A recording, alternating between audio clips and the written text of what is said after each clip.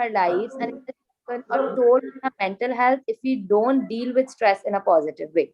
So I'll be talking about what is stress, I'll be introducing it, and I will not cover the things which has been already covered by Palak.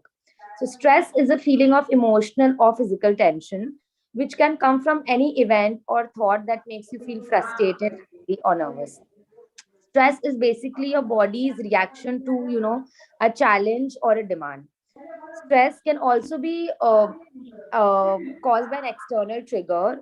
The trigger can be short term or it could be long term. For example, when we have a deadline or a work deadline or a deadline of submitting our assignments, or we get a fight with our loved ones, or long term that is being unable to concentrate on our work, there is certain sort of discrimination or any kind of chronic illness. So this is where you face stress, and some stress can help us to perform our day-to-day functions, but too much stress levels also leads to distress, and often we end up feeling exhausted. Some short burst stress can be positive, such as when it helps to avoid danger or meet a deadline. Now, what is anxiety? Anxiety is a sense of fear or dread that sometimes is terrible. We feel that something is terrible going to happen. Anxiety can be general, or it could be specific, related to a place or a social situation or a thing. All right. Anxiety is also defined by being persistent, being excessive, worriedly that things don't go away in the absence of a stressor. And both mild stress and mild anxiety respond well to similar coping mechanisms. Now, before I talk about the signs of anxiety, I would just give a little bit, intro about how to reduce stress and anxiety in very simple words. Firstly, we need to prioritize exercise and have a balanced diet. We need to establish a routine and try to do things which will have a personal meaning to your life. I think this is something that is very handy, and it doesn't take too much of stress also in terms of when you have to execute it. Secondly, for anxiety, you can engage in activities that require to be actually be aware in the moment, to be mindful. Then you can also practice self-compassion, and if nothing helps, then you're required to seek professional help. Now, what are the signs of anxiety? Now, experiencing anxiety, occasional anxiety is a very normal part of life. However, with people who have anxiety disorders, frequently have intense, excessive, or persistent worry and fear about their everyday situations. Now, those feelings of anxiety and panic, when they interfere with our daily activities, and once they become very difficult and it becomes difficult to control them, they become out of proportion to the actual danger and cast for a very large. You may avoid places or situations to prevent these kind of feelings. Symptoms may start during childhood or even in the teen years and continue in the adulthood as well. Or it can start in the adulthood and you'll start feeling it over in a day-to-day life. Now, the common anxiety signs that includes are feeling nervous, restless, or tense, having a sense of impending danger, panic, or doom. There could be trembling, sweating. There could be feeling weak and tiredness, being lethargic, having stomach problems. You have trouble sleeping. You also have trouble controlling your worry. There is excessive thought patterns which doesn't work in your favor. You could also have a heart rate, or you start breathing rapidly. There is this urge to avoid things that can trigger anxiety, and it also functions more physical, psychological, or at a behavioral level. When we talk about behavioral, it could be certain sort of some obsessive behavior that you end up doing. You could feel distressful in social situations, and when I'm talking about more in a psychological manner, there could be vivid dreams. There could be, you will feel that, okay, I'm not able to think anything.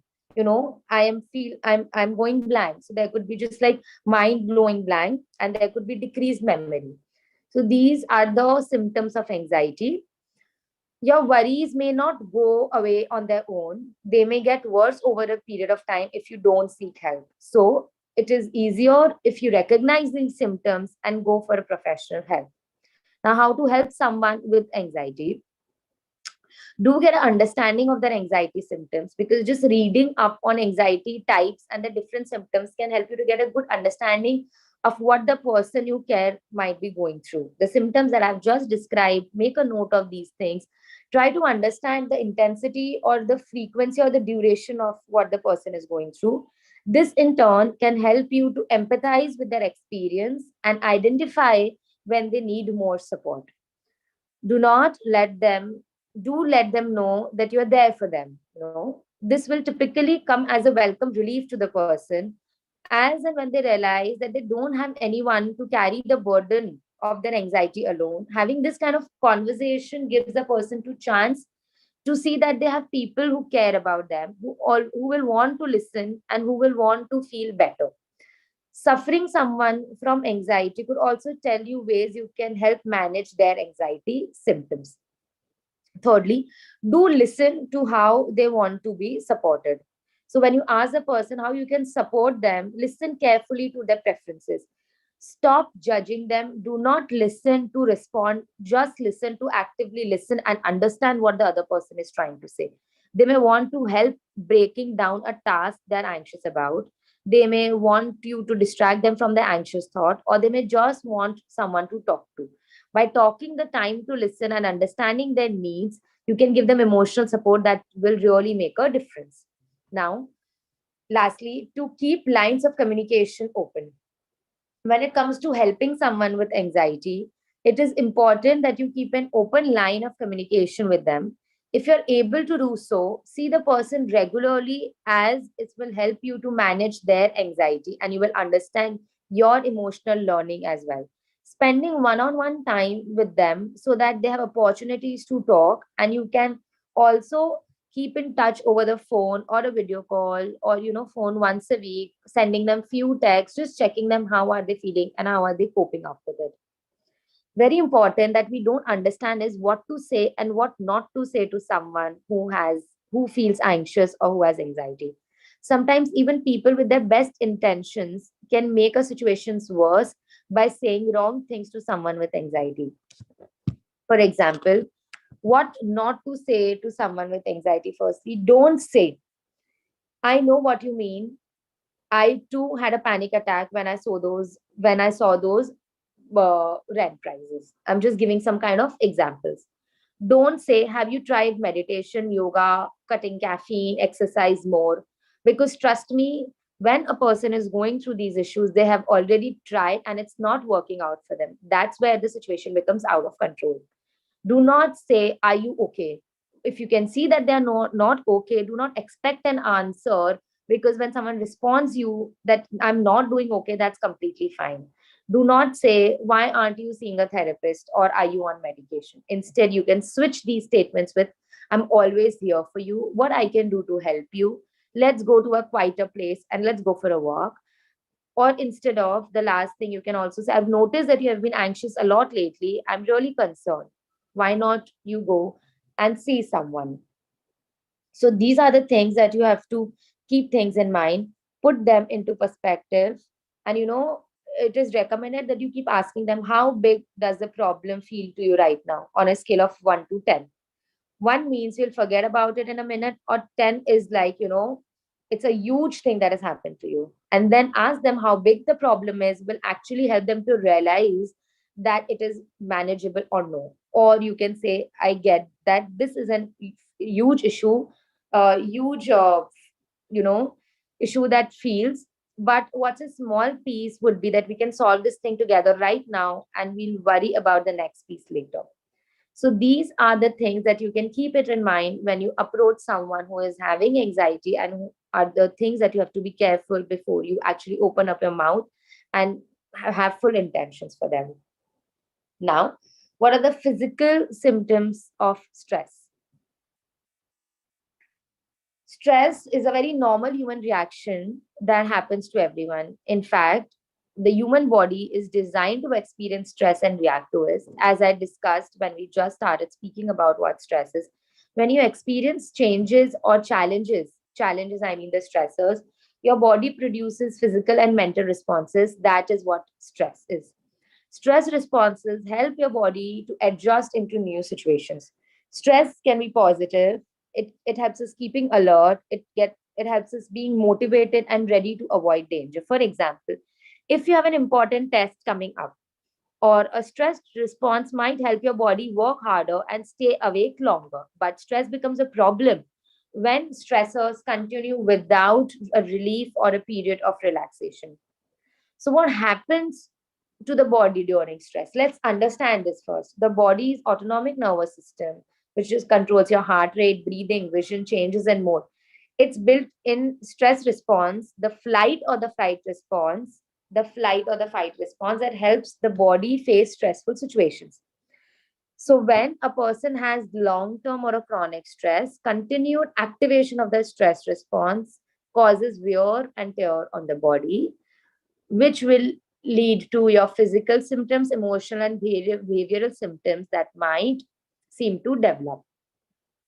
Now, when we talk about physical symptoms, they may include you can have pains, you can have aches, body aches. You will feel that if you go for a CT scan, or if you go for MRI, or if you go for any sort of scan, you will feel, and if you're trying to get a scan to see if you have any kind of pain, in acute pain in your body, you will see that nothing comes up. But you will understand that this is coming from some kind of emotional problem that you have been going through, which is resulted in chronic pains. Also, you can also have chest pain or a feeling that your heart is racing, exhaustion or trouble sleeping. You will have weak immune system. You can also have trouble having sex. There could be stomach or digestive problems. There could be muscle tension or jaw clenching. So these can be the physical symptoms, and as well as reproductive issues. Now, it can also lead to emotional and mental health symptoms like sadness. It could be depression, anxiety, loneliness, isolation, problems with memory or concentration, just what we discussed with anxiety. You can also have mood swings, compulsive behavior, feeling overwhelmed, unmotivated, or unfocused. Okay, so these are the symptoms that you can have of stress. Now, the next thing that we are going to move forward is stress good sometimes? If yes, then how?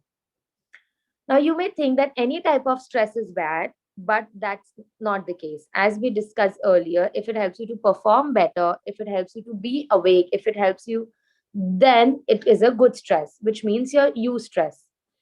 Your pulse quickens and your hormones surge, but there is no threat or fear.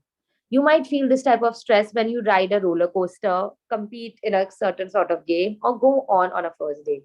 Good stress is short term and it inspires and motivates you. It helps you to focus on your energy and enhances your performance. You can reflect on it and you will understand why a certain amount of stress is good for you.